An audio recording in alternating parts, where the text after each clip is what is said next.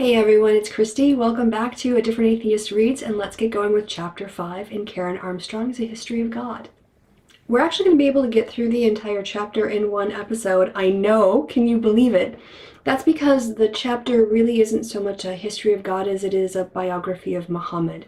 So the first basically half of the entire chapter is more of the personal biography of Muhammad and his experiences that he claimed were revelation, and how the religion basically grew and took over and started to engage in war and things like that. So I'm going to really skip a lot of that because there are other documentaries out there that cover the life of Muhammad and how that emerged. I don't see the point in reinventing the wheel. So look in the D box below for a link to a video that will provide you with that kind of background if that's what you're interested in. We're going to look at God as God emerges out of this chapter, and in particular I want to spend a little time noticing how much the God of Islam reflects Muhammad's concerns and his worldviews, and later his things that are of interest to him or of concern to him at the time. And then in the second half of this discussion we'll be discussing some of the same philosophical problems encountered by Islam that Jews faced, although not quite to the same extent, because their idea of God is slightly different, and the Christians, when in terms of the connections to Greek philosophy and rationalism and the desire to make sense of God, and yet simultaneously claiming that God cannot never be understood. So we'll see those tensions come up in this chapter. I have to complain once again that Karen does not do a good job of referencing. She spends a lot of time weaving a narrative with empty speculation about what Muhammad might have been thinking about various things and background information and speculation on the situation he found himself in. She doesn't provide any sources for this, so I have to just very much treat it skeptically that this is Karen not reporting or providing information, but weaving a narrative as she does in all of her chapters.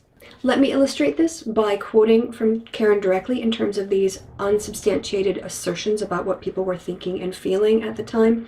So she's talking about the way that Arabs and Christians and Jews interacted from the Arab side.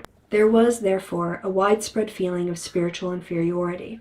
Those Jews and Christians with whom the Arabs came in contact used to taunt them for being a barbarous people who had received no revelation from God. The Arabs felt a mingled resentment and respect for these people who had knowledge that they had not. That just sounds like bullshit to me. I mean, if a Christian at the time came across an Arab, they wouldn't go, oh, ha, ha, you haven't had your own revelation from God. They would try to convert them to being a Christian.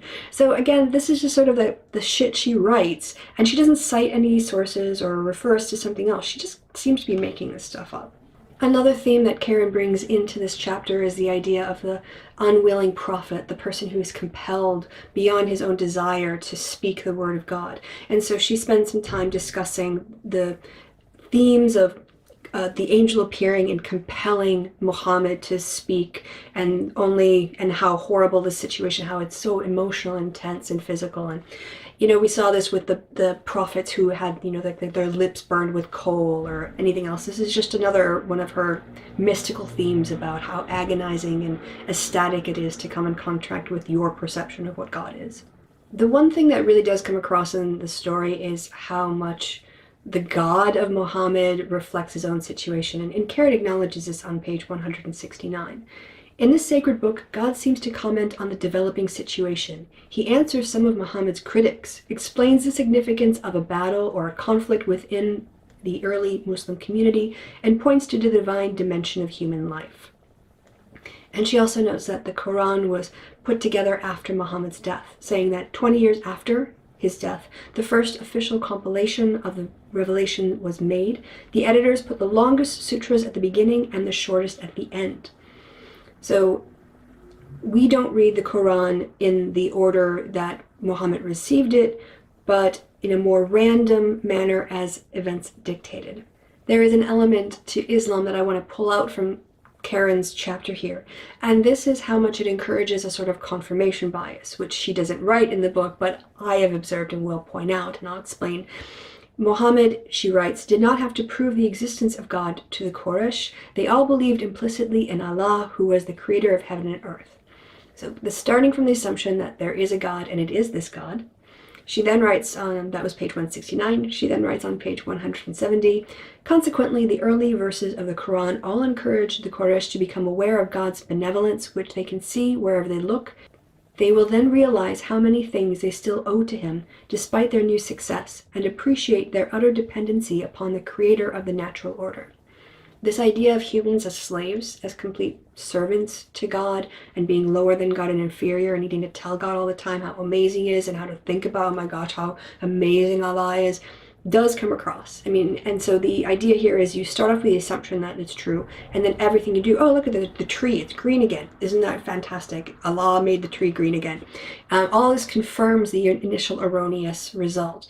And with a slavery mentality, it's a little bit, you can see where debates about God have to take place in this little bubble, because people who are non-believers, aren't even atheists, they just don't give God the respect he deserves.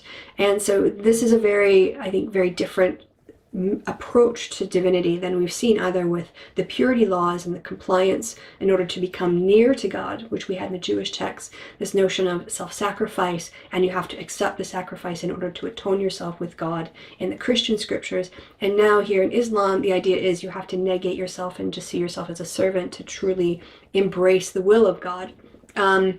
Yeah, that's kind of what I got out of this chapter. To further compare it, the God of the Jews, Yahweh, had a personality. He had emotions, and he had ups and downs, and he struggled, we know, like trying to get the humans to do what he wanted. So he's far more of a person than Allah.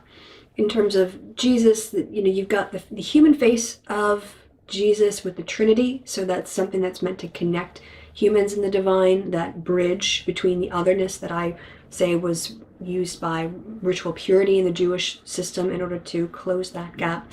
But you don't really get that kind of personal touch in the Quran.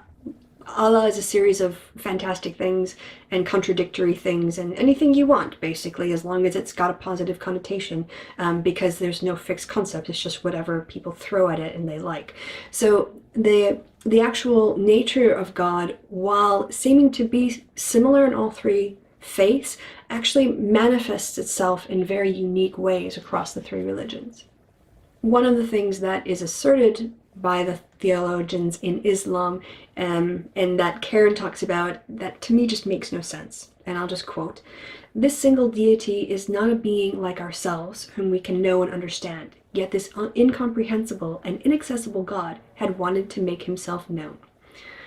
There is a tension in a lot of the Islamic theological debates about to what extent can you actually know God or see God or experience God. And I just don't buy it, the idea that there is this omniscient, omnipresent, amazing omni-being that can't figure out how to have a conversation with humans. Just can't. God can do anything except figure out how to communicate clearly. Before we move on to the theology, I just want to give another example of how I think Islam is pretty dodgy in terms of its provenance.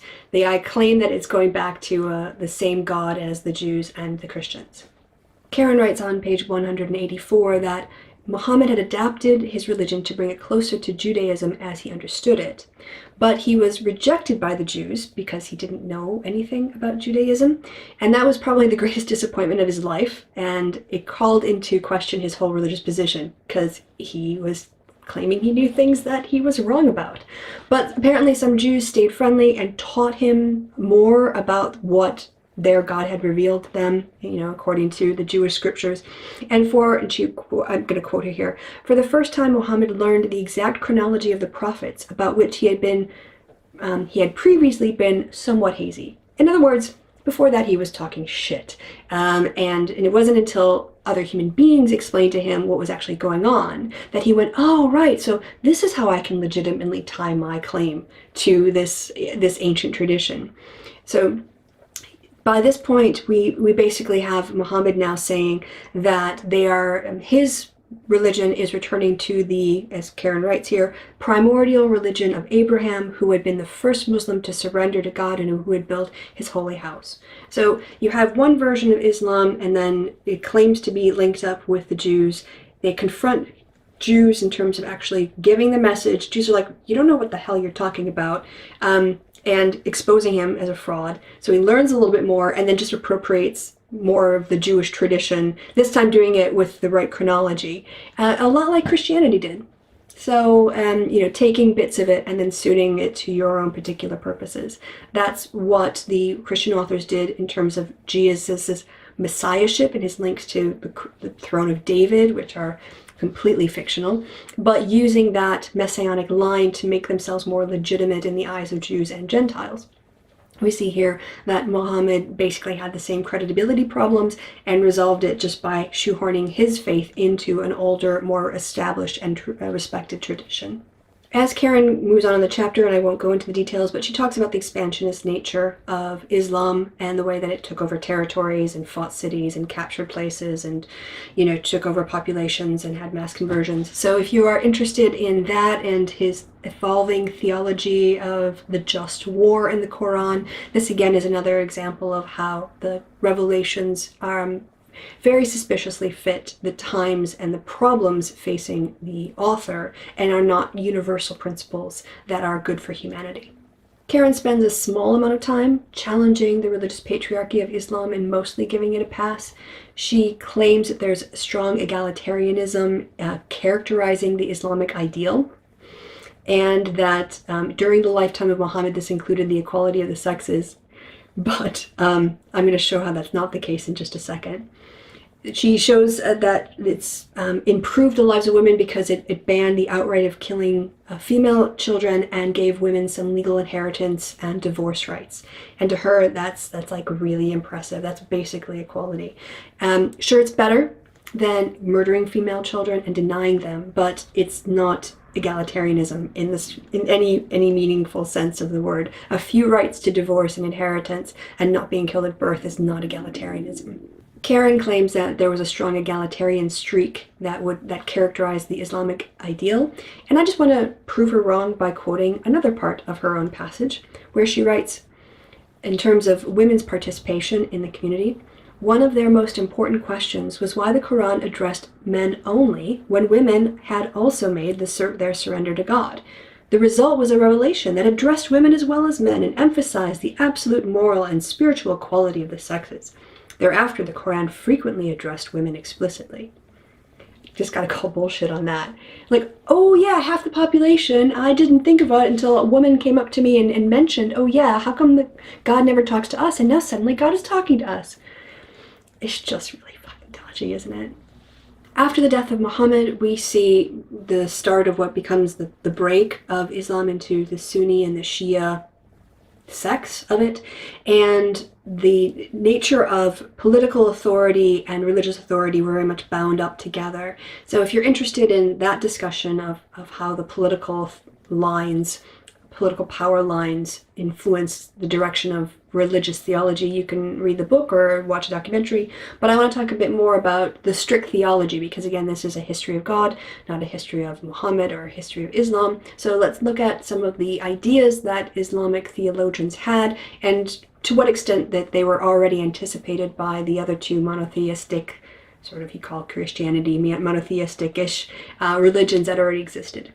Islamic theologians are dealing with the same problem of claiming that God is undiscoverable and unknowable and magic, and who can even describe him with words? He's just so God.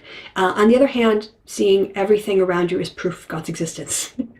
So how do you reconcile something that's unknowable with something that you are supposed to be finding your messages in your daily experiences? One side of this argument taught that the Quran was an eternal reality, which, like Torah or Logos, was somehow of God himself. Quoting Karen, it had dwelt in his mind from before the beginning of time. Their doctrine of the uncreated Quran meant that when it was recited, Muslims could hear the invisible God directly. So in this case, imams were revered and sort of were elevated in terms of their role. Another group, who I can't pronounce, declared that justice was the essence of God, that God could not wrong anybody, that he could not enjoin anything contrary to reason. Against this, traditionalists argue that by making men the author and creator of his own fate, that this sect was insulting the omnipotence of God. And they said that they were making God too rational and too like a man. So they adopted the doctrine of predestination. So you've got the same basic, if God knows everything and is creator of everything, then can we have free will? Again, we see these problems coming up whenever monotheism enters into a society because it presents the same problems, the same logical contradictions. An example of how they try to get around this, again, with this idea that the Quran being considered as God's speech was indeed uncreated, but that when it was put into human words, it became created. So here we have the idea of the uncreated and the created and the begotten in Christianity, and the differences between being begotten and being created. Again, this kind of nonsense. You get one group claiming that God's revelation could not be unreasonable, but another writer using reason and logic to show that God was beyond our understanding. So this is the whole thing. Just because you have a logical system, if you put shit in, you're going to get shit out. Putting shit into a nice, beautiful, logical structure and system does not actually produce logic. It just produces stuff that sounds like nonsense. There's a real kind of defeatism, I feel, in Islam in terms of giving up human hope, reliance on human understanding and human ability to fathom things. So she discusses another theologian here, and I'll quote, Al-Baqillani denied that we could distinguish between good and evil without a revelation, since these are not natural categories, but have been decreed by God. Allah is not bound by human notions of what is right and wrong, or that God alone had reality, and only He could redeem us from nothingness. He sustained the universe and summoned His creation into existence at every second. So again, this sort of, God is just a superhero, His imaginary super friend who's really, really awesome. So this Islamic venture into monotheism shows that this idea of a transcendent and personal God has the same problems, and it's been dealt with in unique ways in Judaism, Christianity, and Islam. Let's sum up some of the characteristics of God in Islam and just reference it again very briefly against the God of the Jews and the God of the Christians. The God of Islam is very omni. He's all-powerful, all-knowing, all this, all that, the ordinator, the originator, yada, yada, yada. He's singular and unique, inherently one, so this means that idolatry in all its forms must be rejected. He exists without place. He has a creation and ordering of the universe are within his purview, and he acts for all creatures so that they can witness how freaking awesome he is.